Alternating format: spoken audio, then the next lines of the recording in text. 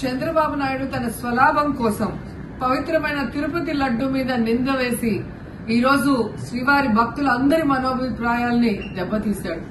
So మళ్లీ ఆ భక్తుల మనోభిప్రాయాల్ని పునరుద్దరించాలని, దానికి సుప్రీంకోర్టు కలుగజేసుకుని ఇది విచారించి నిజానిజాలు తెలపాలని మొదటి నుంచి మేము కోరుకుంటూనే ఉన్నాం. ఈరోజు సుప్రీంకోర్టు ఈ కేసుని స్వీకరించడం జరిగింది. ఈ కేసులో సుప్రీంకోర్టు కనుక కరెక్ట్ గా విచారిస్తే చంద్రబాబు నాయుడు అన్కో చేసిన అబద్దాలు ఖచ్చితంగా బయటకు వస్తాయి. ఎందుకంటే మీరే చూశారు, చంద్రబాబు నాయుడు లాంటి వాళ్ళు ఒక సీఎం స్థాయిలో ఉండి తప్పు జరిగిందా లేదా అని విచారణ చేయకుండా, ఎటువంటి సాక్ష్యాధారాలు లేకుండా కేవలం జగన్మోహన్ రెడ్డి గారిని టార్గెట్ చేయాలి, ఆయన మీద నింద వేయాలి, ఆయన్ని హిందువులకి దూరం చేయాలన్న ఒక దురుద్దేశంతోనే ఈ యొక్క కామెంట్ చేశాడు అనేది స్పష్టం కాబోతుంది. ఎందుకంటే ఈరోజు సుప్రీంకోర్టు ఈ కేసు తీసుకునేంత వరకు, ఆ డేట్ అనౌన్స్ చేసేంత వరకు సిట్ వేయనే లేదు. అంటే ఉన్నత స్థాయి విచారణ ఎక్కొట్టాలి, ఉన్నత స్థాయి విచారణ జరిగితే తాను చెప్పిన అబద్దం బయటపడుతుందన్న భయంతో సిట్ ని హడావిడిగా ఏర్పాటు చేయడం మనందరం కూడా గమనించాలి.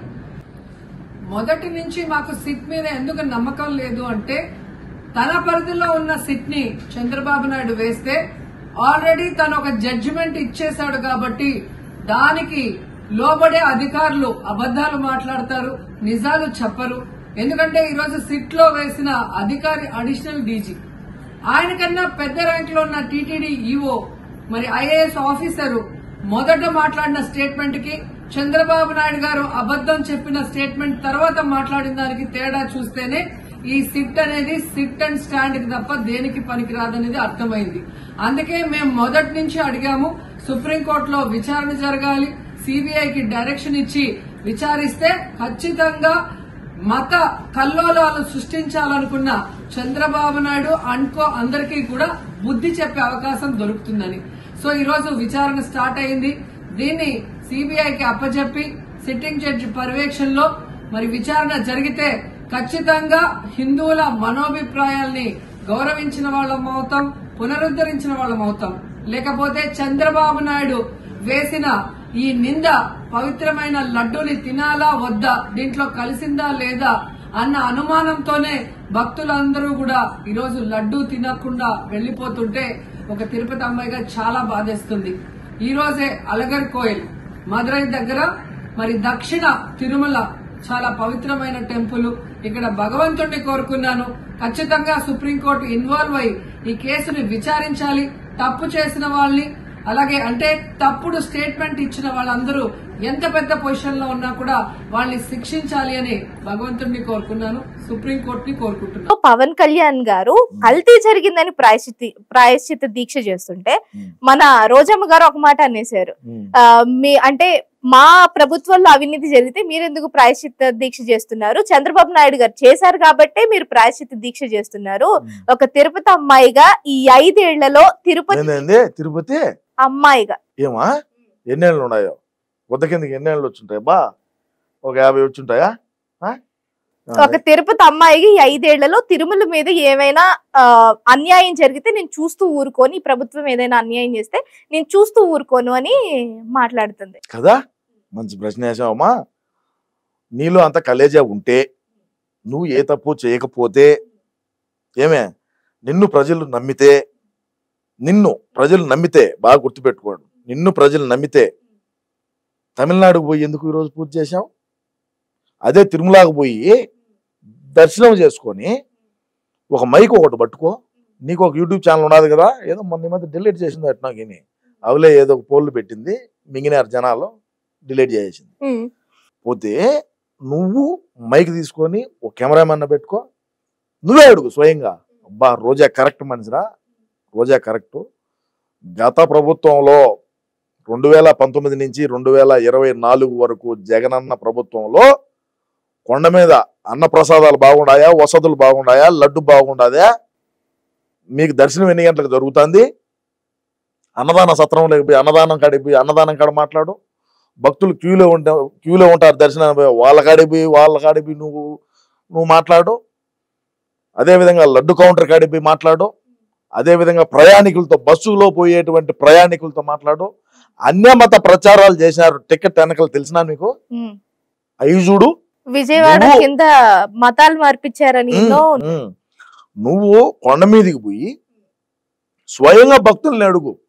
తమిళియన్ ఉంటారు, మలయాళం వాళ్ళు ఉంటారు, నార్త్ వాళ్ళు ఉంటారు, ఈస్ట్ వాళ్ళు ఉంటారు, వెస్ట్ అందరూ ఉంటారు, ముస్లింలు కూడా ఉంటారు. అందరూ డిక్లరేషన్ ఇచ్చిపోయి ఉంటారు. మా ఓడి మాదిరి కాదులే, అందరూ ఉంటారు కదా.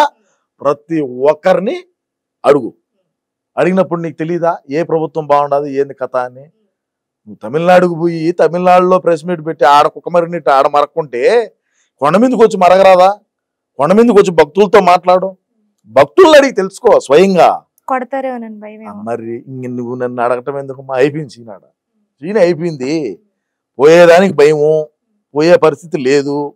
భక్తులేం ఊరికే ఉండరు. మీ ప్రభుత్వంలో ఈ విధంగా అసలు చిన్న పిల్లలకి క్యూ లైన్లో ఉండే వాళ్ళకు పాలు ఇచ్చేవాళ్ళు గతంలో చంద్రబాబు నాయుడు గారి ప్రభుత్వం 2019 వరకు. ఈ మునమ అధికారంలోకి వచ్చిన తర్వాత అన్నప్రసాదాలే, వాటిలో కల్తీ, లడ్డులో కల్తీ, పిల్లలకు పాలులే, క్యూ లైన్లు తీసేశారు, ఎండో బిత్తుకొని వచ్చేట్టుగా పెట్టినారు. ఏ విధంగా ఇబ్బందులు పాలైనారు ఒప్పుకోవాల్సిన విషయం. చెత్త చెదారం మొత్తం నాశనం అయిపోయింది. స్క్రాప్ చేశారు. తిరుపతి కాదు, తిరుపతి ఏరే వ్యాపారాలు. మళ్ళా అవి కథ ఏరే ఉంటది. అదంతా చెవిరెడ్డి భాస్కర్ రెడ్డి తుడా కదా, అది వేరే చూసుకుంటూ ఉంటాడు. అది కథ. సో అందువల్ల రావట్లేదు అంటారు. ఇక్కడికి వచ్చి మాట్లాడితే ఒక్కొక్కరు కుక్కరు కొట్టినట్టు కొడతారు అని తరిమి ఊరికే కాదు. ఆల్రెడీ చెప్పేశారు మీరు. అంతకు ముందే ఓ మాట అనేసారు. జగన్ గారు మీ ప్రభుత్వం ఒకవేళ మీ ప్రభుత్వం రాకుండా కూటమి ప్రభుత్వం గనక వస్తే మళ్ళీ ఎవరు ఒక్క పట్టాను కనపడరు, ఎవరు రోడ్డు మీద కూడా నిలబడరు అని. అది నిజంగానే జరుగుతుంది. నేను గతంలోనే చెప్పిన, ఇప్పుడు కాదు. నేను డిసెంబర్ లోనే చెప్పిన, జనవరి డిసెంబర్ ఆ టైంలోనే చెప్పిన. వాళ్ళు ఇప్పుడు రోడ్డు మీదకి వచ్చి ఒక్కళ్ళు ఎవడు రాల. ఓడు గుడివాడ అమర్నాథ్ అనపోతే ఓడు ఒడియాలు అప్పడాలు కారపొళ్ళు అది వేసుకుంటా ఓడు బిజీ. ఎవరు పనులు వాళ్ళు బిజీగా మారలేమ్మా. Okay, last and final question తో ఎండ్ చేసేస్తున్నాను. పవన్ కళ్యాణ్ గారు చేస్తున్న ఈ దీక్షకి ప్రకాష్ రాజ్ గారు కూడా ఒక మాట అనేసారు. పవన్ కళ్యాణ్ వెనుక బీజేపీ కుట్ర చేస్తోంది, పవన్ కళ్యాణ్ బీజేపీ చెప్పినట్టు నడుస్తున్నాడు, అందువల్లే హిందువులని, హిందూ మతాన్ని, హిందూయిజాన్ని అడ్డు పెట్టుకుని మాట్లాడుతున్నాడు, దాని మీద రాజకీయాలు చేస్తున్నాడు అని. దాని మీద మీరేం చెప్తారు? ఎవరు ప్రకాష్ రాజు? ఏ ప్రకాష్ రాజు? సినీ నటుడు. ఏ ఊరైంది? ఇక్కడ కాదులేండి. ఏ ఊరు? కర్ణాటకనా? చెన్నై. ఎవరు ఏం తనలేదు అంటున్నాగా. ఇటువంటి గడ్డి తినే పవన్ కళ్యాణ్ గారే హెచ్చరించినారు. సినిమా వాళ్ళు ఎవరైనా సరే మీరు మాకు సపోర్ట్ గా, అదే హిందూ ధర్మానికి సపోర్ట్ గా మాట్లాడితే మాట్లాడండి, లేదా మీ పని మీరు చేసుకోండి. వీడికి ఎందుకంట? వీడు ఏ రోజైనా కొండ మీద తిప్పినాడా? వీడికి కలియుగ దైవం వెంకటేశ్వర స్వామి గురించి ఏమి తెలుసు? చరిత్ర ఏం తెలుసు? హిందూ ధర్మం ఏంది, సనాతన ధర్మం ఏంది అనేది తెలుసా? తెలిసిన బోకులు ఎవరు మాట్లాడరు. నీ కులం నీ గొప్ప, నీ మతం నీ గొప్ప, నా కులం నాకు గొప్ప, నా మతం నాకు గొప్ప, నేను నిన్ను వేలెత్తి చూపిస్తే తప్పు. ఎవరిని చూపించకూడదు. ఎవడు తోడుకుంటుంది, ఓడు మనసులో ఉంటుంది. కానీ నువ్వు ఆ మాదిరి బయటకు వచ్చి మాట్లాడినావంటే, హిందువులు అందరూ ఏకమైనారంటే నీ బతుకు సినిమాలో ఉండదు, నువ్వు ఏడ నిలబడలేవని